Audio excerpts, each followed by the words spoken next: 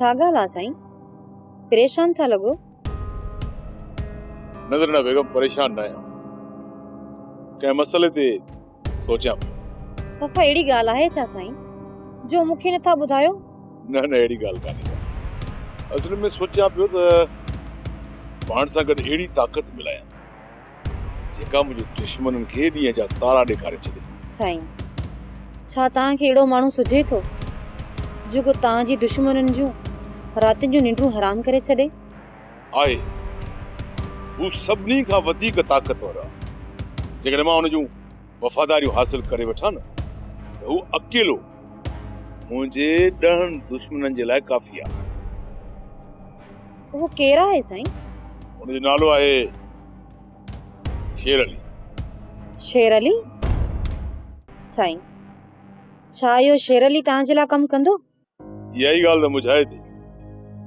शेर अली हूअं मूंखे लख इज़तूं ॾींदो आहे, थोरो जो मुंहिंजे लख इज़त कंदो बि आहे, पर मुंहिंजे हथ हेठां हू कमु करण खां मुंहिंजे ख़्याल में त लवाईंदो। साईं, माण्हूअ जी का न का कमज़ोरी ज़रूर हूंदी। तव्हां हुनजी का कमज़ोरी ॾिसो जेका हुनखे मजबूर कंदी ऐं तव्हांजे साम्हूं झुकाईंदी। नज़र न बेगम, फ़िलहाल त मूंखे हुनजी का कमज़ोरी नज़र कोन थी अचे। ऐं आहे बि अहिड़ो जो कंध कटाए सघे थो पर झुकाए कोन सघंदो। साईं, जेके ॾाढ सां न आहिनि झुकंदा त मोहबत सां बि कॾहिं कॾहिं झुकी पवंदा आहिनि।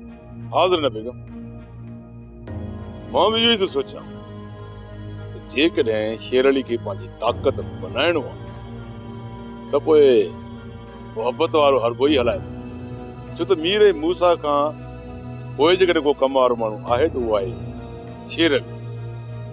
हाणे शेर अली मुंहिंजी ग़ुलामी क़बूल करे थो अलाए न।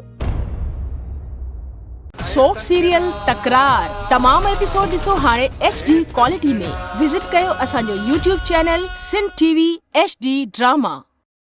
सब्सक्राइब कयो असांजो official YouTube channel Sindh TV HD drama ऐं वधीक अपडेट लाइ बेल आइकन खे क्लिक करियो।